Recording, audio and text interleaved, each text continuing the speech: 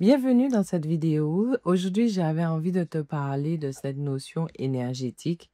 Beaucoup en font quelque chose de, je sais pas, mystique, bref. De toute façon, là, je pense que si tu me suis, si vous me suivez, vous savez qu'aujourd'hui, je veux démystifier tout ça parce que là, ça devient incroyable. Ça prend des proportions où j'ai même entendu une fois quelqu'un me dire ce ne sont pas mes croyances en fait. Mais aujourd'hui, on n'est pas en train de parler de croyances, on n'est pas en train de parler de religion.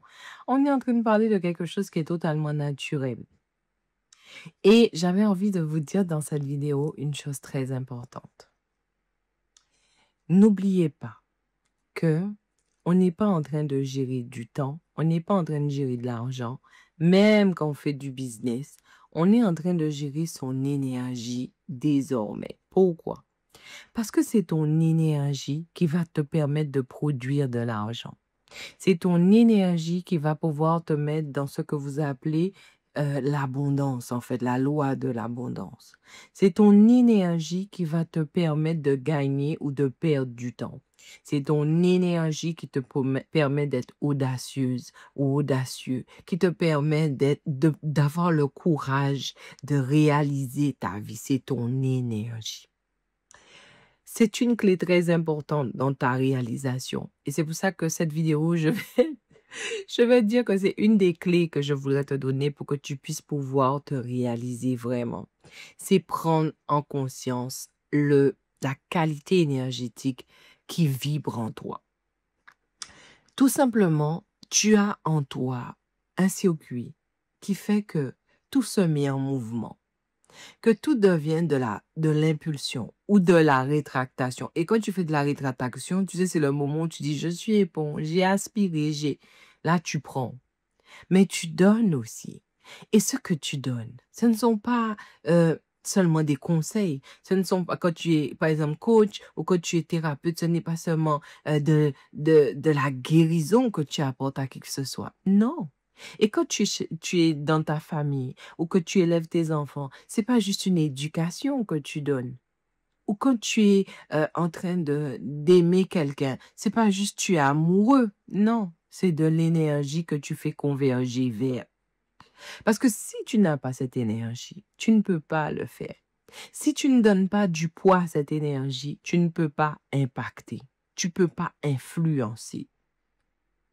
Même si tu es influenceur ou influenceuse et que c'est juste une photo que tu postes, ta photo dégage, émane déjà de ton énergie. Ça demande de l'énergie, ne serait-ce que pour que tes photos puissent impacter. Donc oui, l'énergie est la ressource la plus précieuse en soi. Et non, ça ne découle pas que du mystique. Ça a du sens, en fait. Ça a du sens lorsque tu t'alimentes pour t'énergétiser. Ça a du sens lorsque tu côtoies des gens, tu côtoies un environnement pour t'énergétiser. Ça a du sens lorsque tu crées une atmosphère pour pouvoir t'énergétiser. Ça a du sens. Ce n'est pas mystique, puisque c'est ton énergie qui est le propulseur ou le rétracteur de tout ce que tu réalises. Il faut que vous preniez conscience de ça. Parce que si vous ne prenez pas conscience de ça, vous êtes en train de donner votre énergie à tout, sauf à votre conscience, en fait. Je ne donne pas mon énergie à ma conscience. Donc, je n'ai pas conscience de mon énergie. Et aujourd'hui, on part dans tous les sens. On fait plein de choses et les gens sont en burn-out. Les gens sont fatigués. J'ai même des gens qui sont fatigués d'aider, d'aimer, de donner. Quelqu'un m'a dit quand je donne ma puissance. Vraiment, tu donnes ta puissance. Prenez le temps de conscientiser que votre énergie a besoin de vous et doit se donner en équilibre, en harmonie et avec justesse. Sinon, vous vous épuisez.